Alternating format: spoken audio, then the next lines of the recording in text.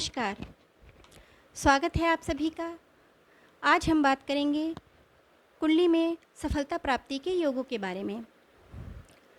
जीवन में हर व्यक्ति सफल होना चाहता है, नाम कमाना चाहता है। कुंडली में अगर लग्न मजबूत हो तो व्यक्ति का व्यक्तित्व मजबूत हो जाता है और वह विपरीत परिस्थितियों में घबराता नहीं है। अगर कुंडली में लग्न और लग्नेश मजबूत हों तो कुंडली काफ़ी हद तक मजबूत हो जाती है।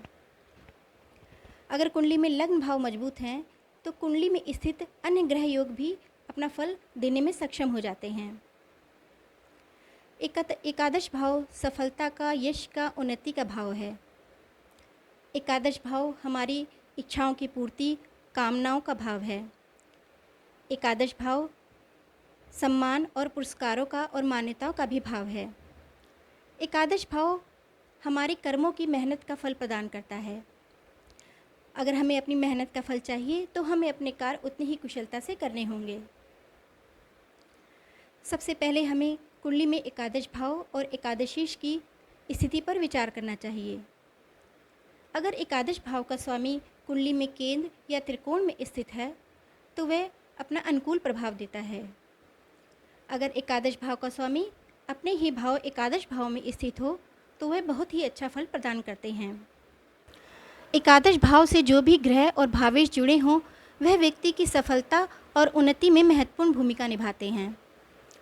एकादश भाव और भावेश पर दृष्टि डालने वाले ग्रह जितने अधिक होंगे उसी मात्रा में व्यक्ति की सफलता के योग बनते हैं। एकादश भाव का स्वामी अगर शुभ प्रभाव में है तो व्यक्ति सदैव प्रसन्नचित्त रहता है और दूसरों को भी प्रसन्न रखता है। एकादश भाव का स्वामी अगर अशुभ प्रभाव में है तो व्यक्ति स्वयं विचलित रहता है और उसकी सफलता में दिक्कतें बनी रहती हैं। एकादश भाव और एकादशेश यदि अशुभ प्रभाव में हैं तो व्यक्ति का जीवन संघर्षमय होता है और उसकी लाभ की मात्रा भी सीमित होती है और उसे सफलता भी सहजता से प्राप्त नहीं होती है। इस प्रकार हम कह सकते हैं कि व्यक्ति की सफलता की धुरी एकादश भाव और एकादशीश के इर्द गिर्द घूमती रहती है। सफलता प्राप्ति के लिए एकादश भाव और एकादशीश का और एकादश भाव से एकादश नवम भाव का शुभ और बली अवस्था में होना जरूरी है। कई बार कुंडली में अगर शुक्र, राहु, मंगल अगर एकादश भाव में हो तो सफलता दिलाने में महत्वपूर्ण भूमिका निभाते हैं। कई बार सफलता अपने साथ प्रसिद्धि भी लेकर आती है। आम जन में प्रसिद्ध होने के लिए शनि का मजबूत होना जरूरी है क्योंकि शनि आम जन का कारक ग्रह है।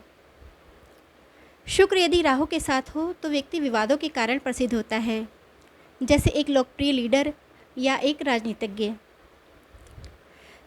कुंडली में सफलता देखने के लिए चंद्र की स्थिति पर भी विचार करना चाहिए।